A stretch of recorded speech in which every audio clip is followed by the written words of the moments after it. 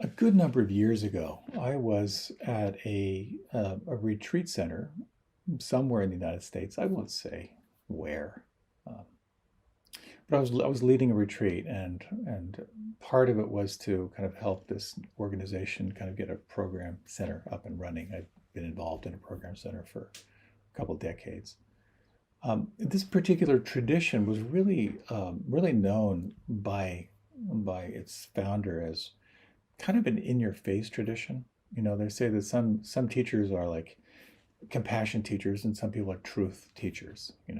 The compassion teachers are just when you're loved, your heart expands, and when your heart expands, your mind expands, and then you can begin to open outside the linear, rational mind and come into true nature and understanding.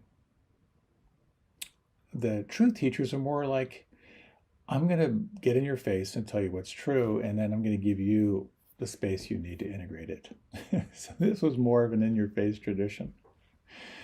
So, somewhere, I think it was the first morning of the retreat that I was leading, I went to return my breakfast tray after breakfast. And now I had lived in an ashram for over 20 years. I have had jobs in the kitchen as um, part of being in the ashram was you had these volunteer jobs. So I worked in the kitchen a lot, and being in a tradition that was very much around making people feel safe, everything was very, very clear. So as I'm bringing my tray in, I'm noticing that there are no labels on the soapy uh, the soapy bins of water, and the person in front of me didn't have any utensils. So um, I'm standing there and I'm trying to discern underneath the soap suds what goes where. And the fellow who was kind of behind there working in the kitchen as a volunteer was kind of an old grizzled veteran of this tradition. You could tell, like a hardcore flea bitten yogi. And and I looked at him. I said, "Do the forks go here?" And and he looked at me, dead like dead eyes. He looked at me and he said, "Pay attention." My response was, "What a frickin' jerk." And then when I got over my first reaction, we're all entitled to our first reaction. I realized, he's right. You know, there was no sign where the fork was supposed to go, but maybe if I had paid attention, it wouldn't have been an issue. But paying attention is the takeaway. To notice what's happening as it's happening, notice your relationship to what's happening, notice what you're seeing, notice what you're feeling, notice what you're hearing, notice what you're thinking, notice who it is, pay attention to who it is that's aware. And this is the essence of practice, and it's the essence of inquiry. It's so simple and so not easy. So I'd like to talk a little more about this art and science of listening inward. It's so nuanced. But what I would like to talk about is in four parts. The first part is going to be essentials. Like, what are the essential qualities that go into getting more and more clear on reality and your relationship to reality? The second is the power of questions. How do you can use questions to sort of kind of leverage and open more into a deeper investigation? Third, I'd like to talk about a model for inquiry, and then some time for practice as well. I'm always reminded of a story that Pema Chodron tells when she went to learn meditation. I'm not sure I'm telling the story right, but you know. So Pema, apparently, according to the story, went to a meditation teacher, and the teacher said, "Okay, here are your instructions for this tradition. Bring your attention to your breath, and when you notice that your attention has wandered, bring it back to the breath." So she went, and the first 45 minutes sitting, she realized she never once felt her breath. And as she kind of practiced through the day, she noticed that she was having more and more moments of actually being aware of her breathing as her breathing was happening. And so she went back to the teacher later in the day and said, okay, I think I'm ready for the next level of instructions now. And the teacher smiled and said, okay, so your practice now is bring your attention to your breath. When your mind wanders, bring it back to the breath. That's it. Now, of course, simple but not easy is really the operative here. There's such a nuance. It reminds me of the story of this old monk at the end of his life. He was apologizing to his students, you know. I said, I'm so sorry I never got beyond the Four Noble Truths. But it just seemed like I needed all this time to explain them. And I love that teaching because truth is something that we can grasp intuitively. And yet the nuances run very, very deep. So let's say with the Four Noble Truths, when you say that suffering, dissatisfaction, unsteadiness happens in life. And if you look closely, you'll see that the source of that unhappiness or unsteadiness or stress has to do with holding on, attachment, and clinging. And the third, that you can let go of that clinging. And the fourth, that there are practices and technologies and understandings that can help you to let go more and more in your life. Now that can be grasped by a first grader. And yet we can spend the rest of our lives exploring the nuance of what that really means. So the instructions are simple. Keep your attention in the senses, but not easy. You can spend the rest of your life developing your skills. And when it comes to inquiry, when it comes to exploring the intuitive realms, when it comes to investigation, it's very, very easy to slip away from the fundamentals. And by that I mean to move into your mind, comparing, judging, trying to figure things out, trying to get that sense of understanding. And as Werner Erhard famously said, understanding is the booby prize. Yes, it's helpful to have these insights, but quite often then we simply stay locked into this finite nature of the mind. So when we practice meditation, it's so important to remember that there's this fundamental sense of here and now. And I'd like to offer a short little reflection. It's something I had mentioned earlier, but we're going to pick up on it later today if I can get into it. I mean, if I have time. So if you like, you can close your eyes. And if you would, take 3 slow, deep breaths.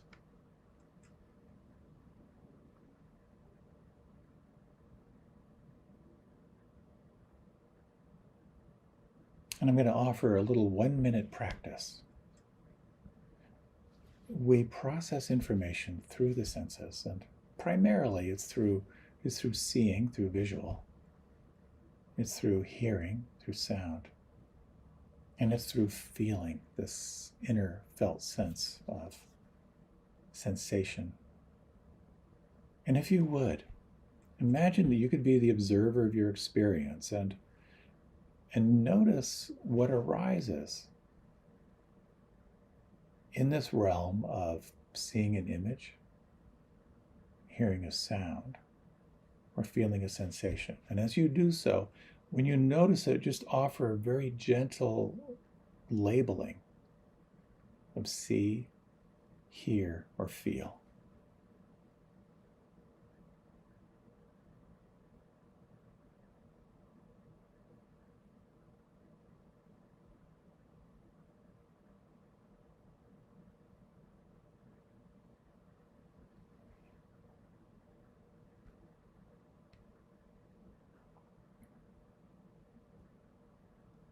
And now just release the practice and just take note of how you feel. Can you just get a sense of the imprint just from that short little practice? of noting, seeing, hearing, and feeling. If you like, you can open your eyes or remain with them closed. It's something I find so helpful, is to remember this is the ground of practice.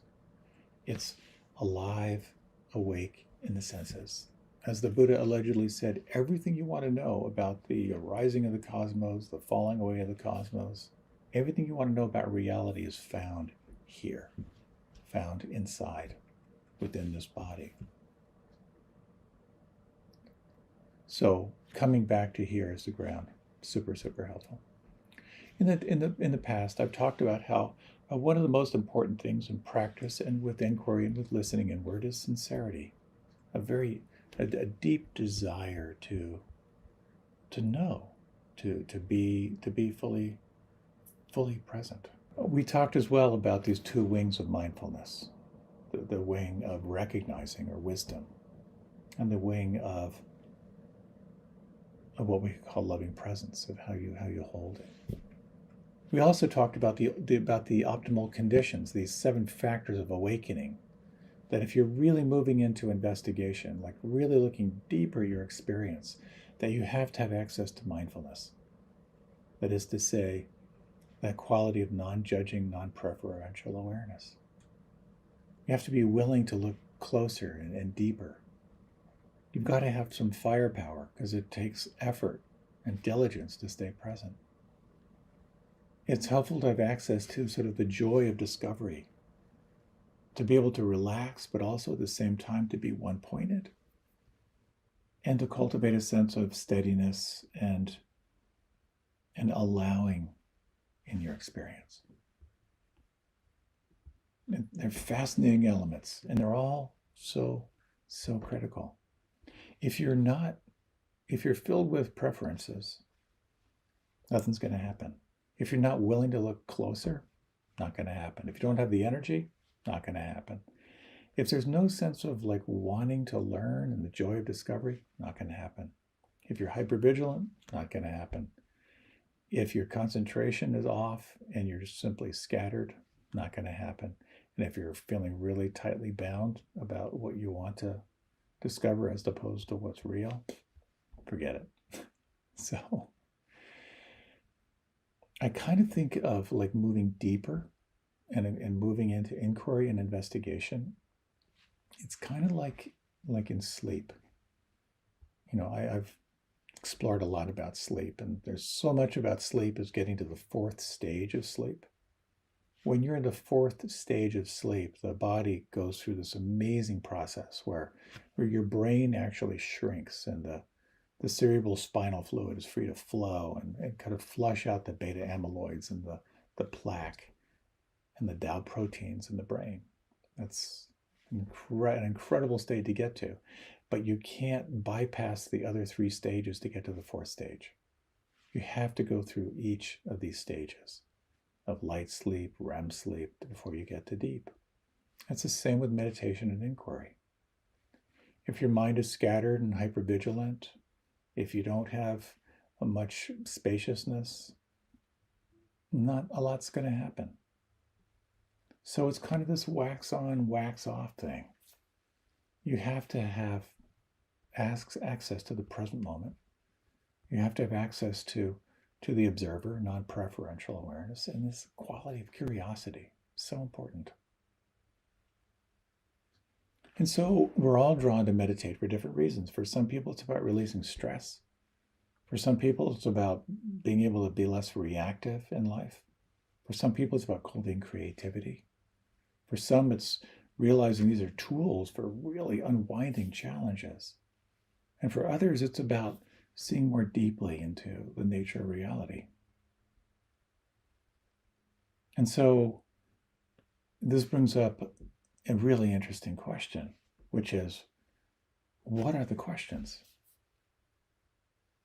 And what I have found in just working with a lot of people over the years, and certainly looking at my own mind, is most of the questions we ask unconsciously are informed by this inherent negativity bias.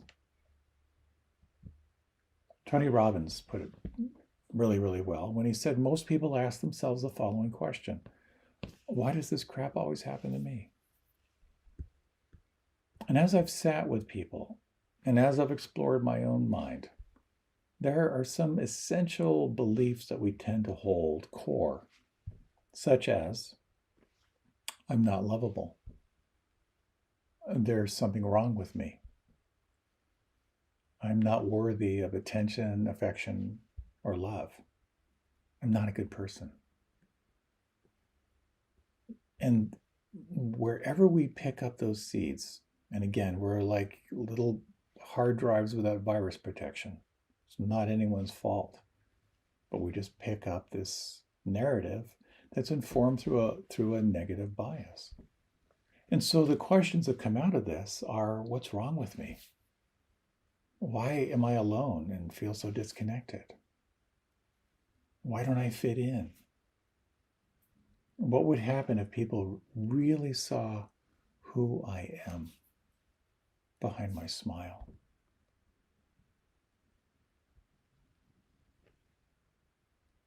Questions have the possibility of moving you away from the negativity bias to some really interesting new states. But right now, a Zen pop quiz, if you would, if you can close your eyes. And notice where the following questions invite your attention to move. As you close your eyes, as you bring your awareness inside, what could relax inside right now?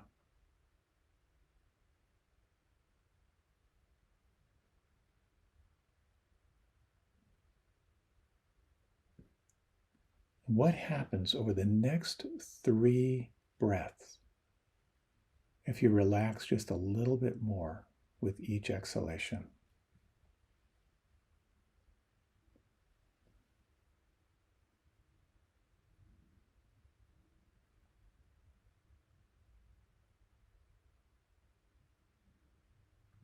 Can you imagine what it means to take the seat of the witness right now?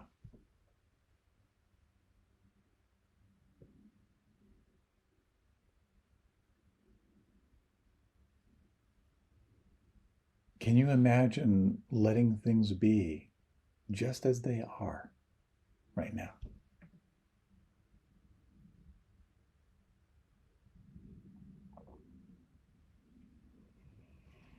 Just take note of the imprint that arises from these questions. And if you like, you can open your eyes, or again, you can remain with them closed. When we ask a question, the mind can't not go there. Now, it might only be for a millisecond, but that is absolutely critical in the power of questions. Chances are, when I asked you what could relax right now, your awareness moved in and you began a little bit of a scan. When I asked you what would happen if you could count back on the exhalation, relaxing a little bit more over the next 3 breaths, chances are you might have followed that a little bit. And again, imagining the witness just for a moment. That's the power of questions, and why, when we're informed through a negativity bias, the questions are, why am I so unlucky? What did I do wrong? How long will I be stuck in this situation? The quality of a question for inquiry is one that moves you to an experience. It opens you to creative possibilities. It opens you to a shift or some kind of a reframing. And the concept of reframing is really, really helpful. It's the difference between why am I so stuck and reframing the question, what's the deepest lesson here for me? What can I learn about this? Instead of feeling kind of the victim and asking yourself, why can't I get what I want? You can reframe that by asking the question, how could I resolve this situation with a win-win?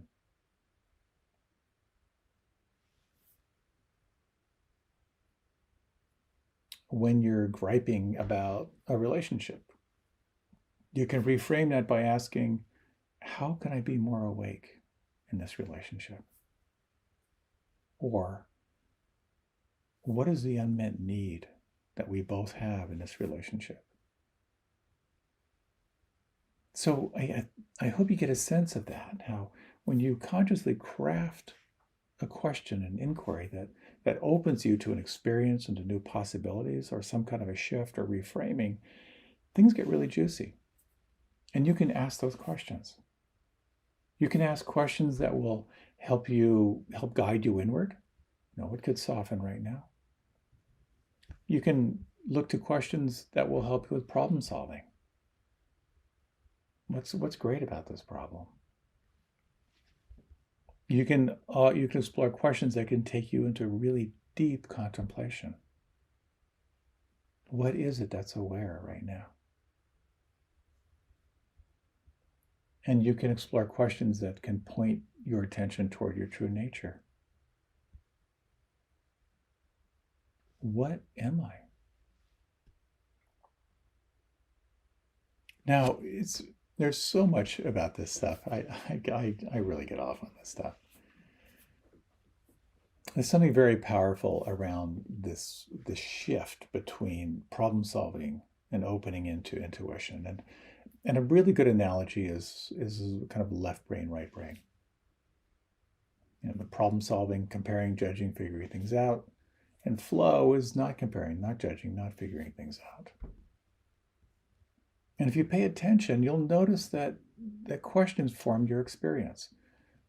This morning, okay, what do I want to have for breakfast? Should I have a second cup of coffee? Sitting down at your day, what should I focus on first?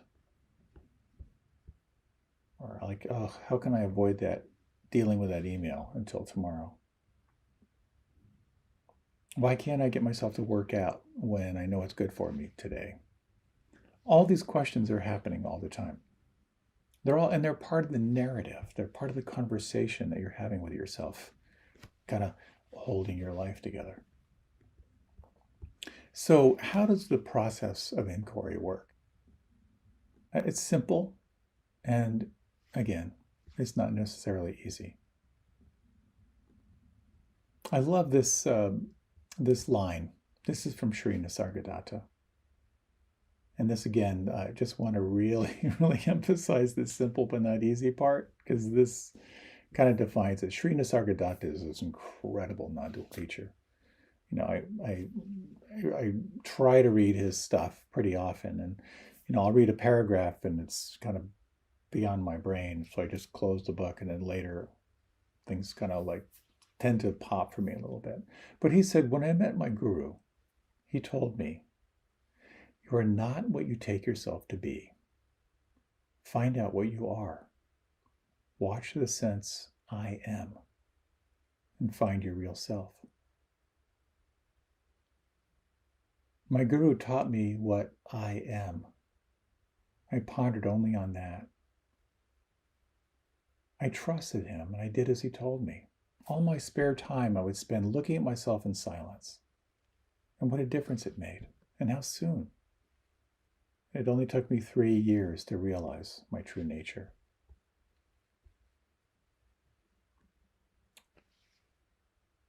Watch the sense of I am. Find your real self. How simple. And what an incredible process of unwinding. 3 years of living deeply in that inquiry. So to make this overly simple, perhaps, in order to do this inquiry, you need to calm your body. You need to calm your mind. You need to open your heart and mind. You have to have in mind a question. You have to turn inward, you notice what arises, and then you reflect on what's of value. So, what I'd like to do is sort of kind of talk you through this, and then we'll practice it. And again, sincerity, calming, silence, investigation. There's so many different systems for inquiry and investigation, particularly when we explore intuition and inquiry. There are medical intuitives, there's soul to mind control, which is a whole process, there's self-inquiry meditation. There's the process that anyone who has any intuitive faculties uses. And it's somewhat of a, there's some commonalities and some real differences. But when you think, again, back to that practice, and again, let's just do this for one minute. If you close your eyes.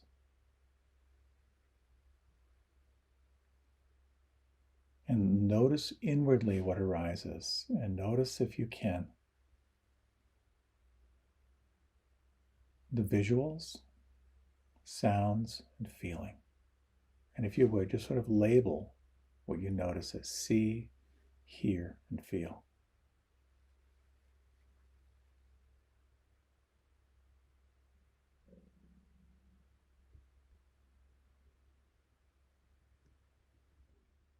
If you'd like, you can deepen your breath.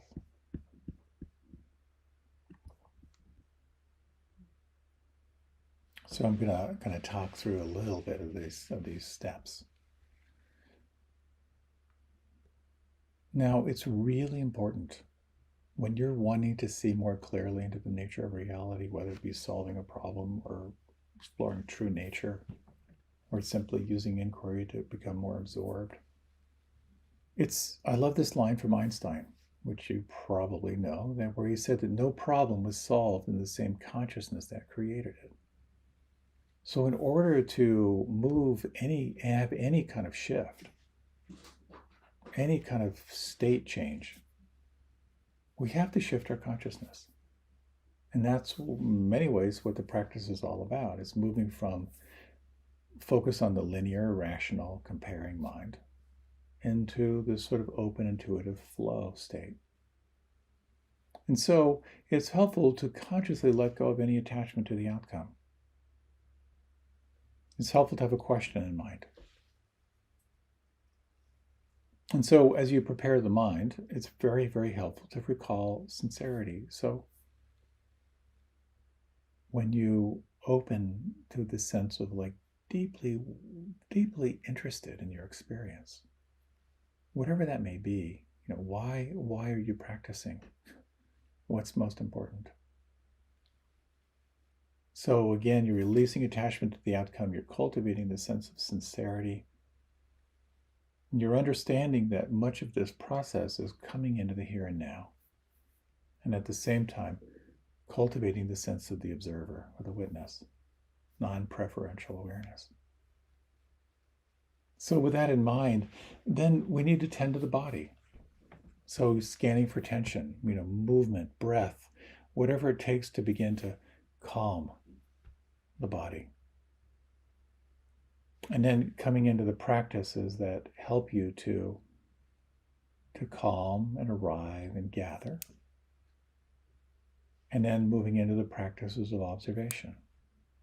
From a classical standpoint, it could be like the shamatha practices are about calming, and then moving into vipassana, the observing practice. And then as you become more absorbed, part of the practice of listening inward is recognizing that you process information really kind of in four basic ways. And this comes back to see, hear, and feel. For some of us, we're really visual. We think in pictures. We use words like, I can see it that way. No, that's not how I view it. Some of us are more auditory. We tend to process through words, through speech. And you'll use words like, that doesn't ring a bell. That doesn't sound right to me. That's your primary thing. And then the felt sense, the feeling inside. And for many of us, that has to do with language like, I don't know, I just don't feel it. Or it might be, that really lifts my energy. It raises my energy. That feels really good. That's the primary. So when we're opening to information, it'll primarily happen through visual, through sound, or through a feeling tone. And you could say there's another approach which we could call just direct cognition, where you just know. So recognizing that, then we can move into observing and tracking, turning your attention to the felt sense of what you're feeling on the inside, any interesting imagery, any sounds, and just sort of tracking, recording what you're noticing. And then becomes evaluating and integrating.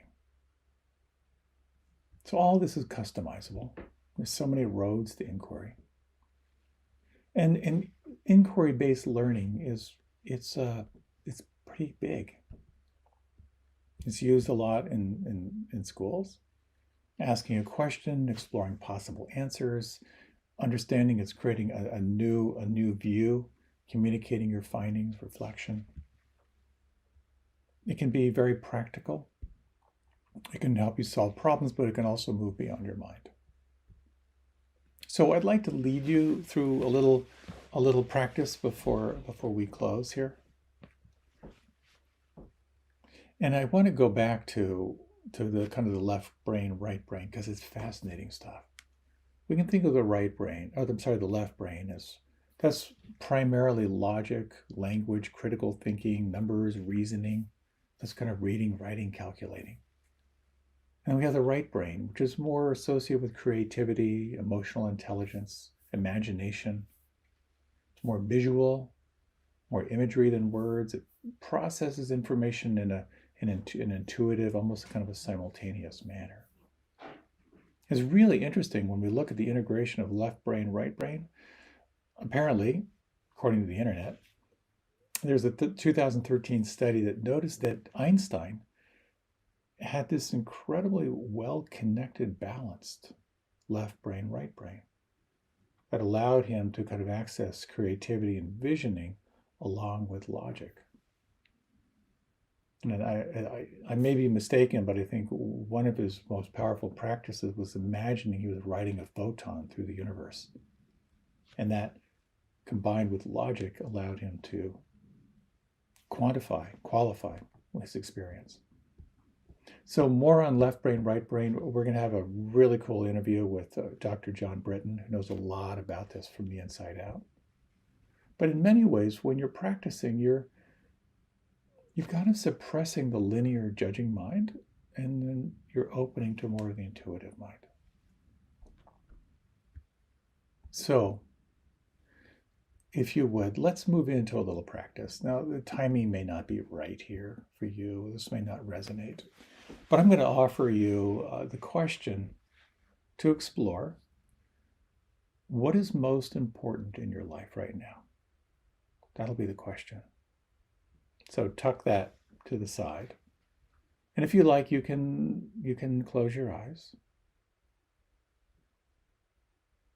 And now, again, just going to review a little bit of what we've covered. This is about releasing attachment to the outcome. And just planting the seed of this question.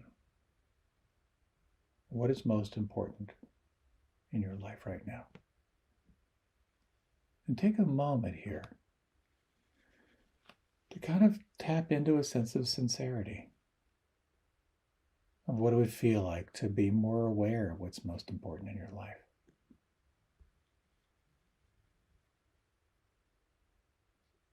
And understanding this process of moving inward, calming, moving inward, of tracking, observing.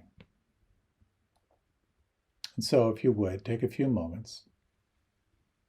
And if you would, just scan through the body. Is there anywhere you're holding tension right now? Is there any way you might like to move, release some tension? And you might take 3 slow breaths.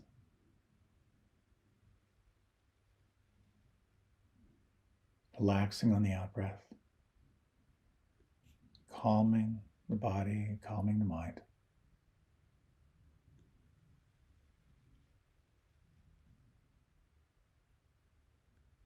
And noticing now, the more you feel on the inside, the more you invoke this inward movement of awareness. With the eyes closed, shifting from the outside world to the inner world.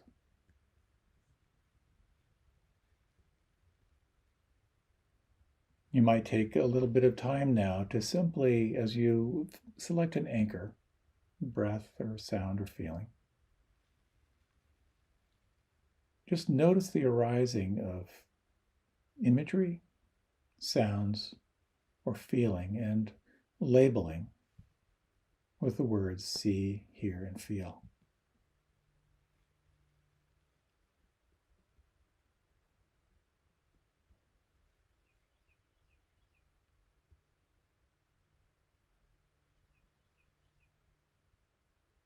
And can you sense this seat of the observer, the witness?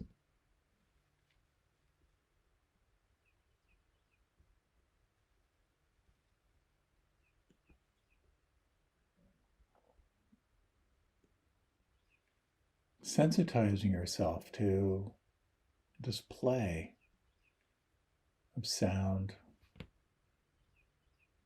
of images, and particularly the feeling tone. You might sense through the midline in the core, around the eyes, throat, the heart, the belly.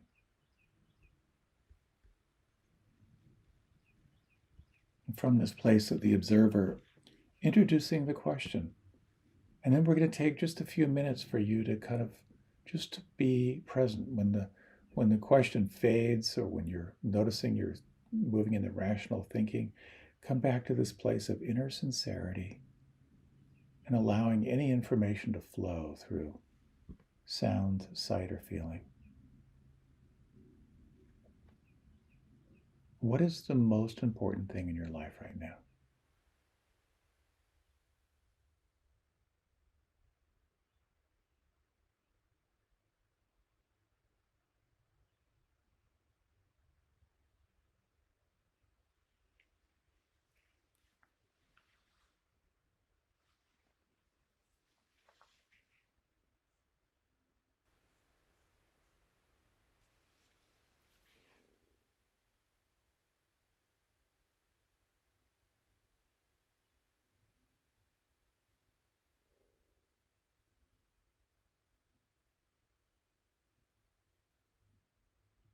And you might explore the following question.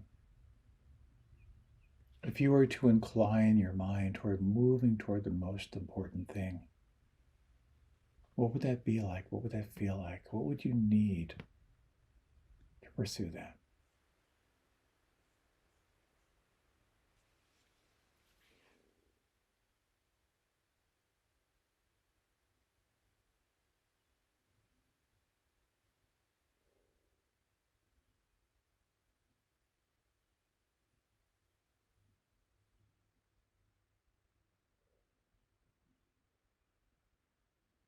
And as you sense what's most important, if you have a sense of what's most important in your life right now, what advice do you have to give yourself?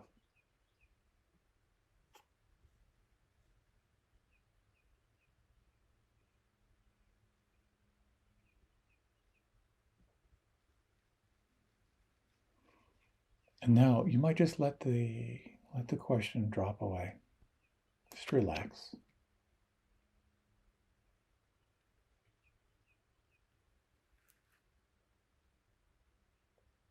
And though you may not have a clear sense, that's okay. You're not attached to the results. You're simply planting a seed, and you might just sense your willingness to be informed by this question, to plant the seed and allow it to flower in its own time.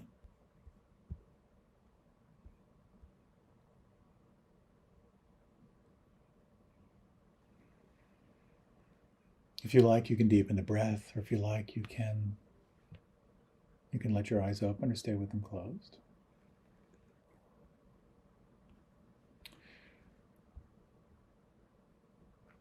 We can only open to new information when we're open.